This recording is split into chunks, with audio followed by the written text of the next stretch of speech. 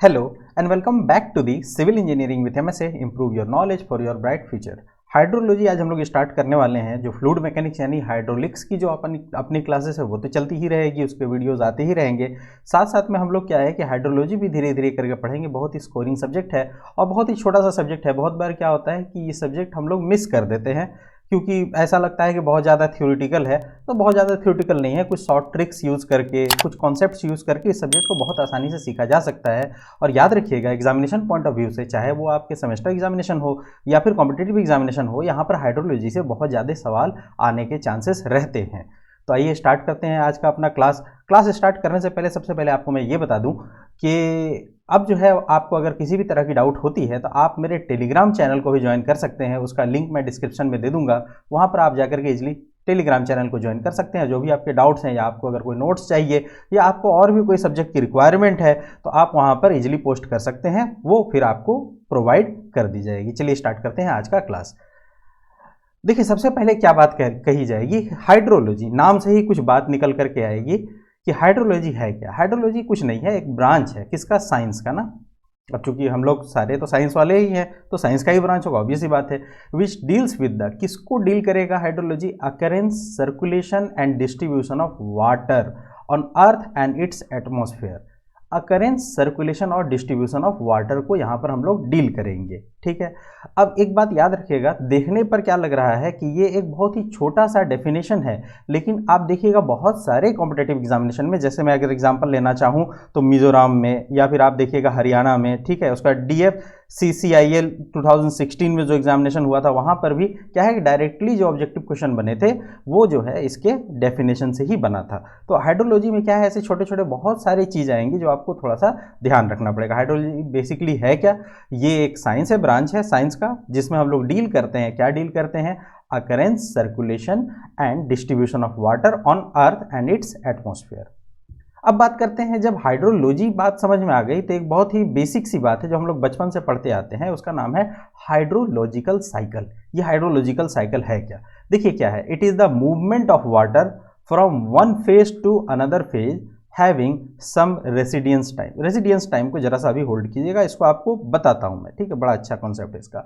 Of each phase, ठीक है, कि वाटर जो है वो एक फेज से दूसरे फेज में बदलेगा या फिर एक फेज से दूसरे फेज में आएगा, और उसके लिए वो क्या करेगा, थोड़ा सा टाइम इंटरवल उसके लिए चाहिए होगा। उस टाइम इंटरवल के बाद क्या होगा, वाटर एक फेज से दूसरे फेज पे चला जाएगा। अगर हाइड्रोलॉजिकल साइकिल की बात की जाए तो बचपन से हम लोग पढ़ते आ रहे हैं क्या कि ओशन का जो वाटर है ड्यू टू सन क्या होगा उसमें कि जैसे ही टेम्परेचर बढ़ेगा इवापोरेशन होगा, इवापोरेशन होगा फिर क्या होगा कि वो धीरे धीरे क्लाउड में, कंडेंसेशन के बाद क्या होंगे, क्लाउड में बदल जाएंगे, और फिर क्या होगा, क्लाउड से फिर रेन होगा, रेन से फिर क्या होगा, फिर से वापस पानी आएगा, ठीक है। तो ये क्या है, एक तरह का सर्कुलेशन है ना, सर्कुलेशन है वाटर का।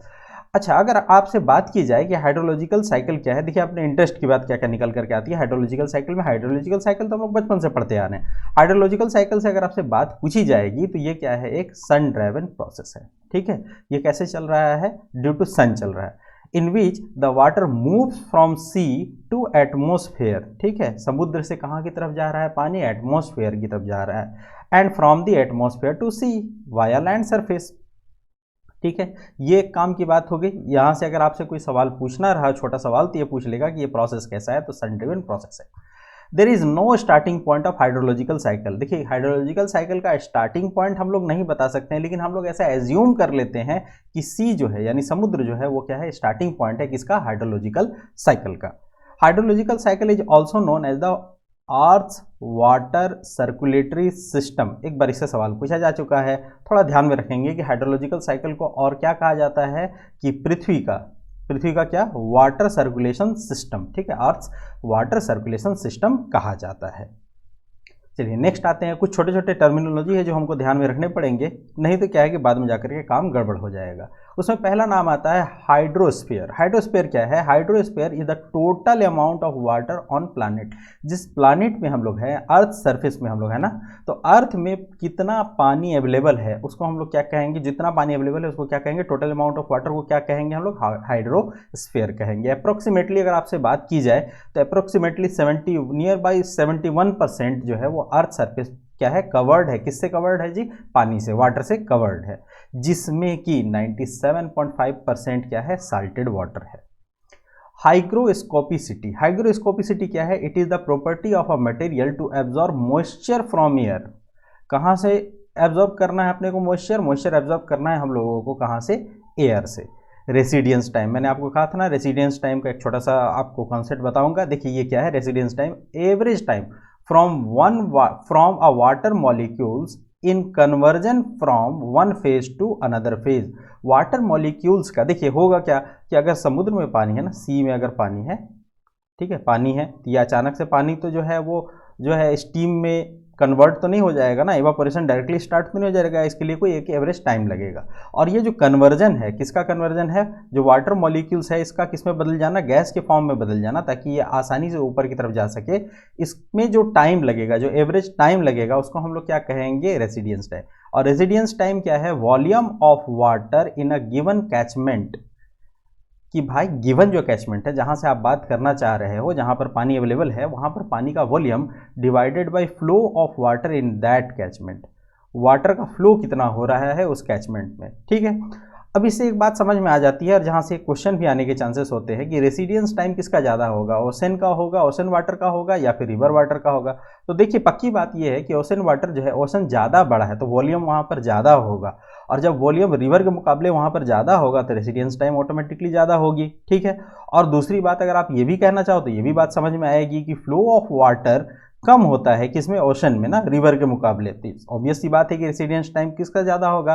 तो रेसिडेंस टाइम ज़्यादा होगा किसके लिए? ओशन वाटर के लिए। तो ये आपको ध्यान में रखना होगा। हाइड्रोलॉजी यही है, छोटा छोटा टर्मिनोलॉजी है, छोटा छोटा कॉन्सेप्ट है। धीरे धीरे जब हम लोग आगे बढ़ेंगे, जब हम लोग प्रिसिपिटेशन की बात करेंगे, मेजरमेंट ऑफ रेनफॉल की बात करेंगे, तो आपको थोड़ा थोड़ा और ज़्यादा सब्जेक्ट में इंटरेस्ट भी आएगा और थोड़ा मज़ा आने लगेगा। इसके बाद बात करते हैं हम लोग कैचमेंट एरिया। कैचमेंट एरिया होता क्या है? The area of land draining into the natural stream is known as catchment area, ठीक है। क्लोज कैचमेंट, जिसको कि हम लोग सिंक कहते हैं, क्या है? Catchment area does not allow the water to pass from it as surface run off, ठीक है। जैसे परमानेंट लेक, हमारे पास जो परमानेंट लेक है ना, वहां पर क्या होगा कि पानी एक बार आकर के जब जमा हो गया तो वहां से फिर पानी का फ्लो नहीं होगा, पानी फ्लो नहीं करेगा। इवापोरेशन हो सकता है लेकिन पानी क्या है? फ्लो नहीं करेगा। तो इसको हम लोग क्या कहेंगे? क्लोज कैचमेंट कहेंगे। लेकिन अगर कोई ऐसा सोर्स ऑफ, ऐसा कोई हमारे पास में कैचमेंट है जहां पर पानी आके जमा हुआ और उसके बाद फिर क्या हुआ, वहां से फ्लो करने लगा, तो उसको हम लोग सिंक नहीं कहेंगे। वाटर डिवाइडेड लाइन या फिर रिज लाइन। रिज लाइन क्या है? The line which divides the two catchment area of a two natural stream, ठीक है। एक ऐसा लाइन जो कि दो क्या करेगा? डिवाइड करेगा दो कैचमेंट एरिया को, किसमें? दो नेचुरल स्ट्रीम में। लीकेज ऑफ कैचमेंट, देखिए लीकेज ऑफ कैचमेंट क्या होगा? मान लीजिए कि मैं कुछ इस तरह से एक डायग्राम बनाता हूँ ना, ये जरा ध्यान से देखिएगा, उतना खूबसूरत तो डायग्राम बनेगा नहीं। ये मान लेते हैं कि कैचमेंट नंबर 1 है और ये क्या है? आपका कैचमेंट नंबर 2 है। कभी अगर ऐसा क्या हो कि ये जो हमारे पास में बाउंड्री है, इस बाउंड्री में क्या हो जाए कि लीकेज हो जाए, इस बाउंड्री से क्या है? वाटर कैचमेंट 1 से कैचमेंट 2 की तरफ पानी आने लगे, तो इसको हम लोग क्या कहेंगे? Leakage of catchment. The process by which water 1 catchment contributes to the another catchment, ठीक है। बड़ा सिंपल सिंपल सा बात है, कोई बहुत टफ बात है नहीं यहाँ पर।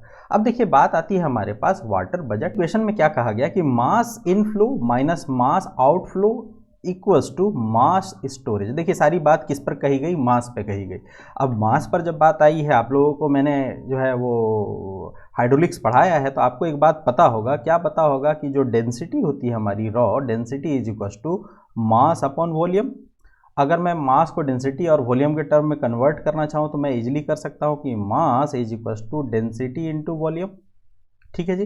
अब मास इनफ्लो को अगर मैं लिखना चाहूँ, देखिए वाटर बजट इक्वेशन को मैं बहुत ही सिंपल करने की कोशिश कर रहा हूँ, और ये भी ध्यान रखना है कि this equation is known as the continuity equation. इसको और क्या कहा जाएगा? कंटिन्यूटी इक्वेशन भी कहा जाएगा। तो अगर मैं मास इनफ्लो की बात करूँ तो मास में क्या आ रहा है भाई? डेंसिटी जो आ रही है वो किसकी आ रही है? पानी की ही है।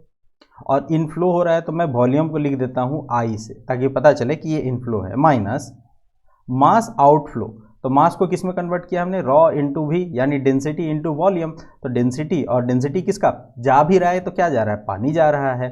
और वॉल्यूम को मैं लिख देता हूँ आउटफ्लो को ओ से। मास स्टोरेज, इसको भी कन्वर्ट कर देते हैं, डेंसिटी किसका? वाटर का। और यहाँ पर जो है आपका टोटल वॉल्यूम हो जाएगा। अब जरा ध्यान से देखिए, क्या हम यहाँ डेंसिटी ऑफ वाटर को कॉमन ले सकते हैं? बिल्कुल ले सकते हैं। V I minus V naught is equal to rho W P. तो ये रॉ डब्ल्यू दोनों कैंसिल हो गया, तो इसका मतलब क्या है, देखिए कि V I minus V naught is equal to total V. इसका मतलब क्या हो गया कि वॉल्यूम जो हमारे पास क्या हो रहा है, इनफ्लो हो रहा है, माइनस वॉल्यूम जो आउटफ्लो हो रहा है, वो किसके बराबर होगा, जो हमारे पास वॉल्यूम स्टोर्ड हो रहा है। और ये वॉल्यूम किसका है जी, वाटर का है। चलिए इसको और थोड़ा तरीके से समझते हैं, थोड़ा खुद को मैं गायब करूं ताकि पूरे पेज में लिखे अपन। और अगर मैं अपन तरीके से इसको समझे तो इसको हम लोग क्या लिख सकते हैं कि V I minus V naught is equal to delta S, यानी टोटल स्टोरेज। और इसी स्टोरेज को अपन क्या कह देंगे, टोटल, इस वाले इक्वेशन को, इसी इक्वेशन को हम लोग कह देंगे, क्या नाम दे देंगे जी, वाटर बजट जेट इक्वेशन, वाटर बजट इक्वेशन। अच्छा, इसको और भी एक नाम से जाना जाता है, क्या नाम से जाना जाता है इसको, हाइड्रोलॉजिकल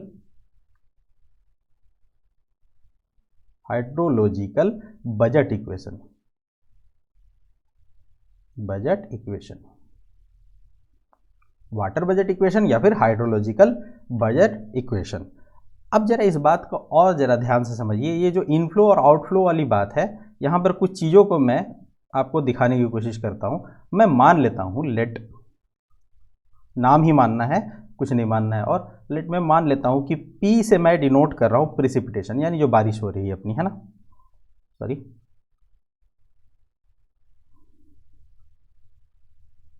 प्रिसिपिटेशन। E से मैं मान लेता हूँ कि मैं दिखाऊंगा इवापोरेशन को। ये सारा चीज़ मैं नाम अपने मन से मान रहा हूँ, है ना। T से मैं दिखाऊंगा, मान लीजिए, ट्रांसमिशन को, ट्रांसपीरेशन को मान लेता हूँ। आई से मैं किसको, इनफिल्ट्रेशन, इनफिल्ट्रेशन मतलब जमीन के अंदर जो पानी चला गया ना, इस पर अपन बिल्कुल डिटेल में बात करेंगे। अभी बिल्कुल सादा बात में आपको समझाने की कोशिश कर रहा हूँ। इनफिल्ट्रेशन ऐसा नहीं है बहुत कोई आसान सा बात है, ये आसान सा बात नहीं है बहुत, इसमें लॉजिक्स है, बात करेंगे इस पर। आर से मैं मान लेता हूँ रन ऑफ, यानी जो पानी बह गया ना,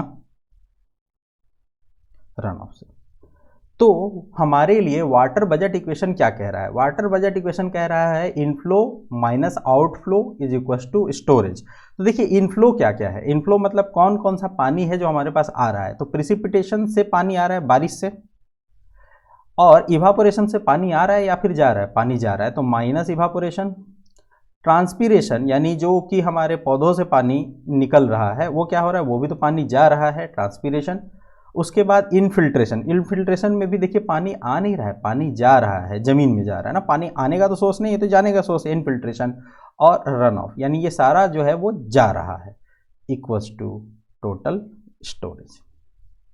ये है हमारा बेसिक वाटर बजट इक्वेशन। अगर आपसे डिटेल में पूछी जाए बात, तो आप ये कह सकते हैं कि वाटर बजट इक्वेशन में सिर्फ जो है वो रिचार्ज यानी कि आने वाला, यानी कि इनफ्लो किसकी वजह से है, प्रिसिपिटेशन से है, बाकी सारा की वजह से क्या हो रहा है, मास आउटफ्लो हो रहा है, या फिर इवापोरेशन कह लीजिए आप, या ट्रांसपीरेशन कह लीजिए, या इनफिल्ट्रेशन कह लीजिए, रन ऑफ कह लीजिए, इन सब की वजह से क्या हो रहा है, मास का आउटफ्लो हो रहा है।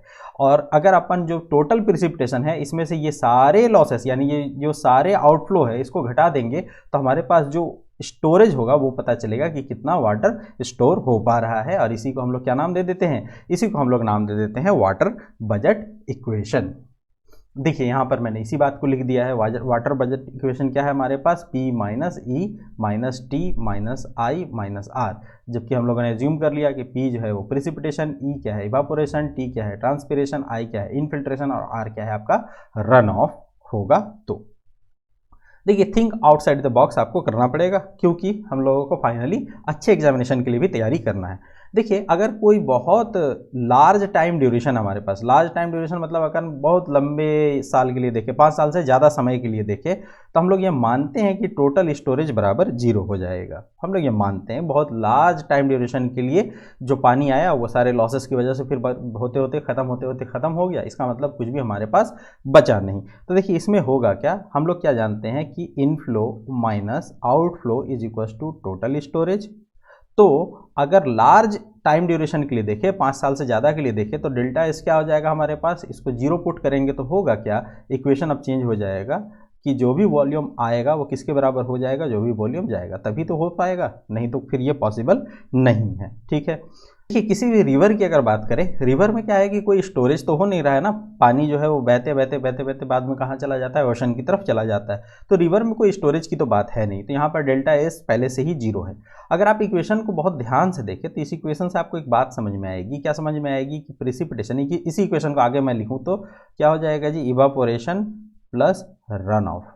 प्रिसिपिटेशन किसके बराबर होगा, जो भी इवापोरेशन हुआ है प्लस जितना भी रन ऑफ हो रहा है। यानी हर हाल में आप अगर बात कहना चाहें तो प्रिसिपिटेशन हमेशा ज़्यादा होगा किससे, इवापोरेशन से, या फिर आप ये भी कह सकते हो कि प्रिसिपिटेशन किससे बड़ा होगा, हमेशा रन ऑफ से बड़ा होगा। ठीक है, किसी भी रिवर या फिर नेचुरल वाटर स्ट्रीम के लिए।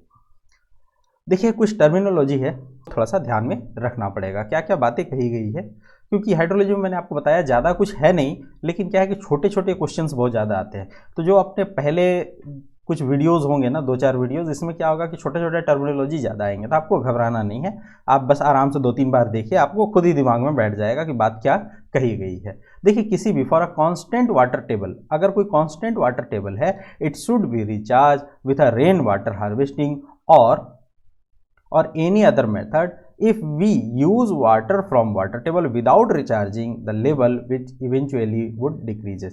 देखिए ये एक नोट करके मैंने एक बात कही, लेकिन एक बात बहुत जनरल सी बात है कि अगर आपने मान लीजिए कहीं पानी स्टोर किया, ठीक है, सपोज दैट आपने बॉटल में पानी भर लिया और आप फिर क्या कर रहे हो, बॉटल से पानी सिर्फ पीते जा रहे हो, बॉटल में पानी फिर भर नहीं रहे हो, तो क्या होगा, धीरे धीरे बॉटल का पानी खत्म हो जाएगा। उसी तरह से जो हमारा अर्थ सरफेस है, इसके नीचे में जो पानी है, यानी जो वाटर टेबल है हमारा, उस वाटर टेबल पर अगर आपने रिचार्ज नहीं किया, रिचार्ज आप कैसे, रेन वाटर हार्वेस्टिंग या किसी और मेथड से अगर आप पानी का रिचार्ज नहीं कर रहे हो और आप क्या कर रहे हो, सिर्फ और सिर्फ पानी वहां से बाहर निकाल रहे हो, तो क्या होगा, धीरे धीरे वाटर टेबल डिक्रीज कर जाएगा आपका।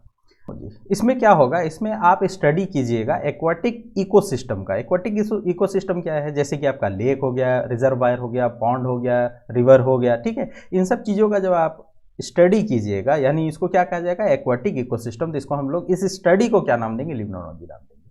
उसी तरह से एक नाम हमारे पास और आता है हाइड्रोलॉजी। ये क्या है कि आप स्टडी कीजिएगा किसकी, रिवर की। ये थोड़ा लार्जेस्ट ब्रांच है ऑफ लैंड हाइड्रोलॉजी की। उसी तरह से आता है जियो हाइड्रोलॉजी। इसमें आप स्टडी किसकी कीजिएगा, जियो हाइड्रोलॉजी एक ब्रांच है जिसमें आप स्टडी कीजिएगा ground water and it's physical and chemical interaction with the physical environment. उसी तरह से हाइड्रोमेट्रोलॉजी है, ये एक ब्रांच है जिसमें आप मेट्रोलॉजी एंड हाइड्रोलॉजी की स्टडी कीजिएगा, the transfer of water and energy between the land surface and the lower atmosphere.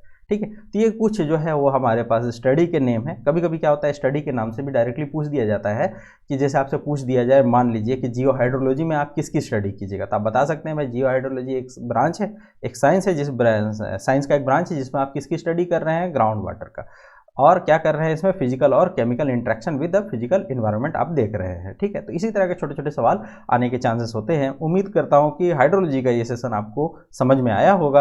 आपको अगर किसी भी तरह का डाउट होता है तो आप कमेंट सेक्शन में अपना कमेंट डाल सकते हैं, या फिर आप हमारे टेलीग्राम चैनल को ज्वाइन कर सकते हैं।